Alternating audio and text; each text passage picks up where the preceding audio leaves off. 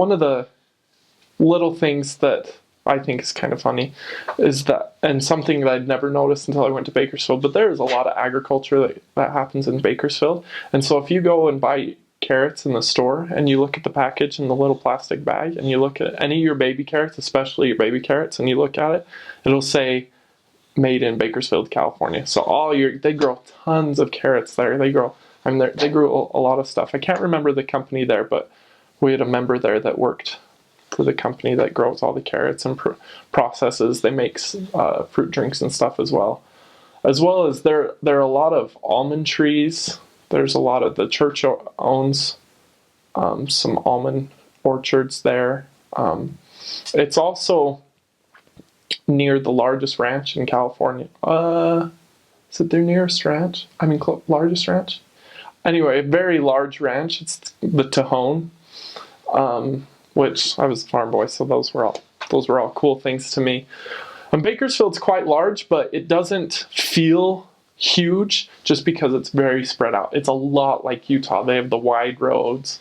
A lot of it feels like you're in Provo.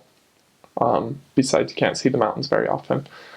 But the people were very nice. I felt like they were very down to earth. They're more conservative, so like I said, it feels like you're in Utah, in contrast to other places along the coast where it's a little more liberal. It's definitely got a different feeling, but it's inland, so it doesn't have that coastal weather. Like I said, it gets hotter during the summer and colder during the winter.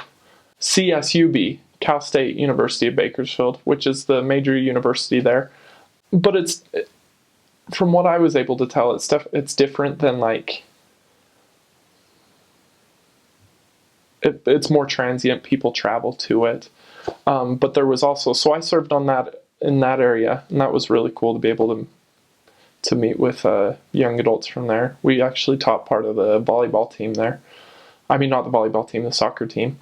But there's also the junior college, and that's the one that College Heights was within the College Heights boundaries.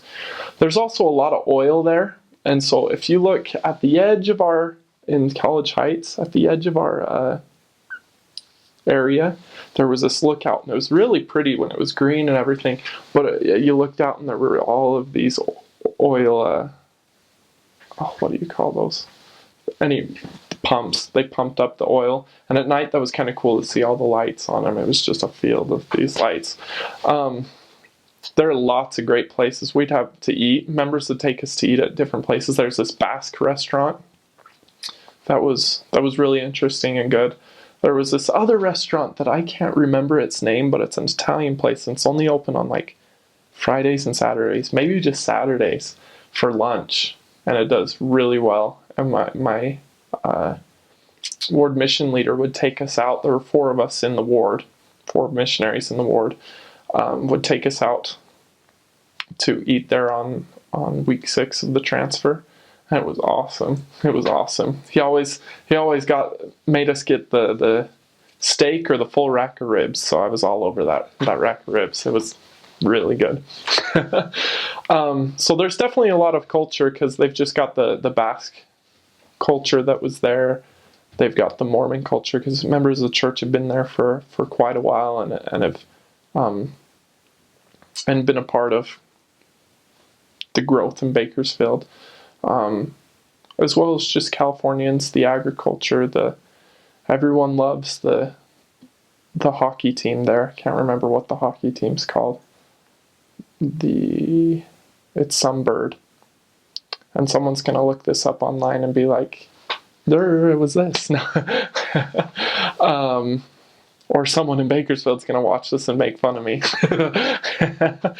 But, yeah, it was a fun place to be. It was really diverse.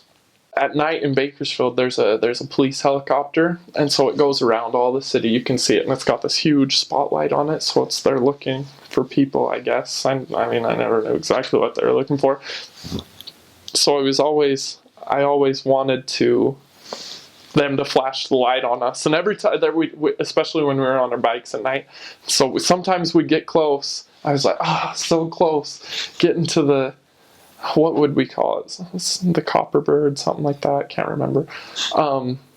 But one time we were in the spotlight, and I was like, yes! Remember just being like, hi! So that was kind of an interesting thing, having that. I'd never really seen that helicopter out looking for things or people or just patrolling, I don't know, whatever it was doing. It was kind of interesting.